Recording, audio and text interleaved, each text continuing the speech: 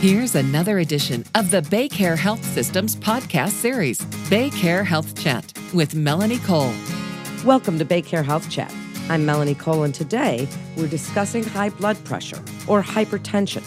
Joining me is Dr. Laura Mosher. She's board certified in interventional cardiology, nuclear cardiology, cardiovascular diseases, and adult echocardiography at BayCare. Dr. Mosher, it's a pleasure to have you join us again. For the listeners, let's have a little physiology lesson. What is blood pressure? Blood pressure is essentially the force of the blood that exerts on the arterial walls within the body. Tell us a little bit about how it's measured. What do those numbers mean, and what is considered high blood pressure? So blood pressure is measured by two numbers. The top number is what we call the systolic blood pressure. That is the force of the blood. That's the pressure measurement when the heart is squeezing. The bottom number is the diastolic number, which is the pressure that's measured when the heart is relaxing. Most of the time we check the blood pressure in one of the upper extremities, either left or right arm, with the blood pressure cuff. What is considered a normal blood pressure is 120 over 80, so 120 for the systolic reading and 80 for the diastolic reading. Elevated blood pressure is considered when the systolic number is 120 to 129. So we call that elevated blood pressure or sort of pre-hypertension. We don't call it hypertension yet when it's in that range. Currently, stage 1 hypertension is considered when the systolic number is 130 to 139, or the bottom number, the diastolic, is 80 to 89. So that's stage 1 hypertension. What's classified as stage 2 hypertension is when the top number, the systolic, is above 140 and or the bottom number is above 90. So that's recently changed, hasn't it? I mean, they've lowered those numbers now for indicators of hypertension or, baseline. So tell us a little bit about why that happened, do you think? Right. The blood pressure goal has been a bit of a moving target recently.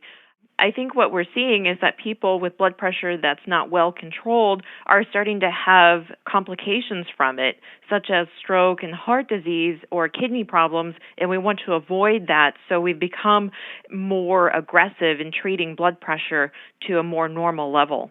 So then let's talk about taking blood pressure and when you determine that it's considered high and something that you want to treat.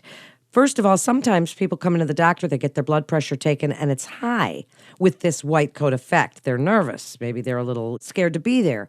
When do you really determine that it is high, and what is the first line of defense, Dr. Mosher? What I would typically do when someone comes into the office and they have elevated blood pressure reading, I recheck it again while they're there sitting in the office, because sometimes the first reading is falsely elevated, or like you said, people can be stressed and nervous and the blood pressure can be high. I also make sure that when I recheck it, I use one of those old-fashioned pump-up blood pressure cuffs on the upper arm. I make sure that the patient is sitting in a chair when their back is relaxed against the back of the chair, and I make sure that their legs are uncrossed and the feet are on the floor, and that the patient is as relaxed as they possibly can be in the office. And that's going to give us the most accurate reading there in the office.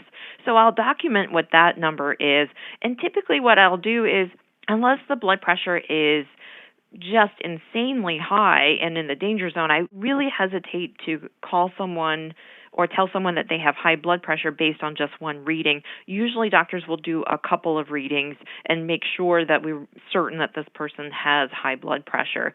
Oftentimes what I also do is have patients take a log home with them, and they write down blood pressure numbers that they take at home. Now, this does require that the patient has their own blood pressure cuff or some reliable way of checking it at home when they're in their happy place, in the comfort zone, and see what those numbers are at home. Because you're right, sometimes people just always chronically have higher blood pressures when they come to the office, but 99% of the time when they're not at the doctor, the blood pressure is okay.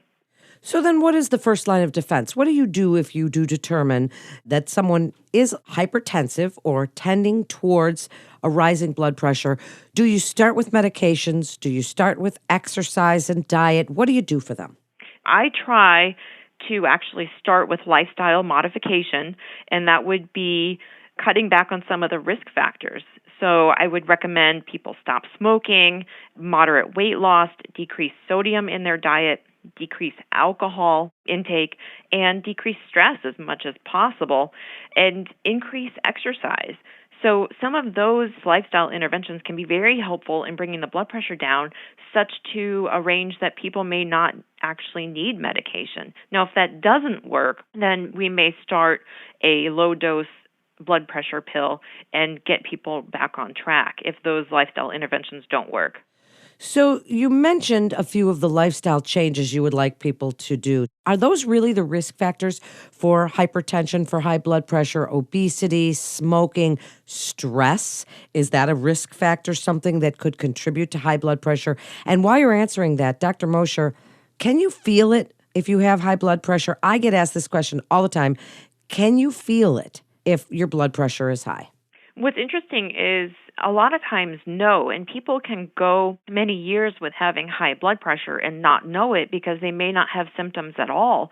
That's why routine blood pressure checks in the doctor's office during a routine physical exam are so important, because we don't want people to have untreated blood pressure for a long time.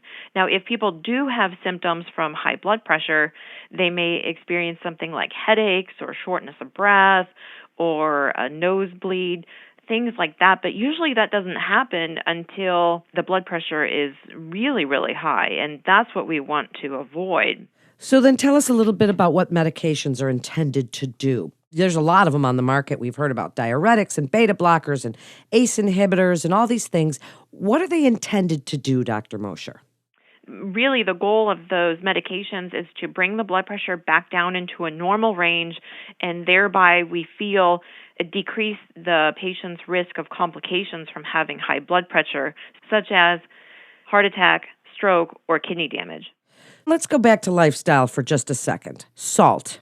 It's been demonized, and it's part of the contributing factor in diet to hypertension. What advice do you give people about their diet and about how much exercise is really needed to bring that blood pressure down?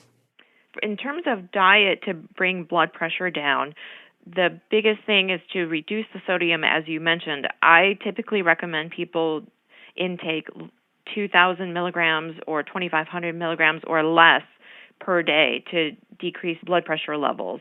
Also, it can contribute to blood pressure levels as well. And the recommendations currently are for no more than one alcoholic beverage for women per day and no more than 2 alcoholic beverages for a man each day. Those are the current guidelines. So if people are partaking in more alcohol than that, they should really try to cut back, and this could help improve blood pressure as well. In terms of exercise, the recommendation would be exercise 5 days a week for 30 minutes per day. Now, it doesn't have to be super intense exercise, even such as walking would be fine, and it can be split up throughout the day. You don't have to do 30 minutes all at once.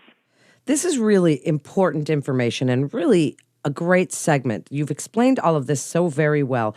Wrap it up for us, Dr. Mosher, with what you would like people to know about the importance of knowing our numbers, of having our blood pressure checked regularly. It's a very important vital sign.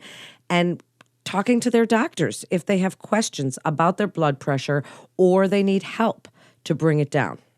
So I want people to realize that everyone over the age of 35 needs to have a routine blood pressure check at least once a year. Go see your doctor once a year. Know what your numbers are. If your doctor has a concern, they will follow you up more closely and make sure that the blood pressure is not elevated. If you are diagnosed with high blood pressure, important things to do would be to stop smoking, decrease sodium intake, achieve an ideal body weight, decrease stress as much as possible, decrease alcohol intake, and get routine and regular exercise.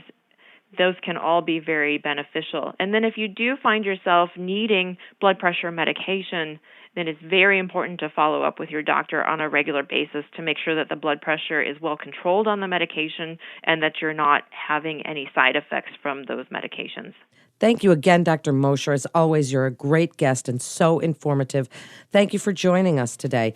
To learn more about BayCare's Heart and Vascular Services, please visit our website at baycare.org for more information and to get connected with one of our providers. Please remember to subscribe, rate, and review this podcast and all the other BayCare podcasts. And please share this show with your friends and family on social media. I'm sure you know someone who has high blood pressure, and they can learn from the experts at BayCare. This is Melanie Cole.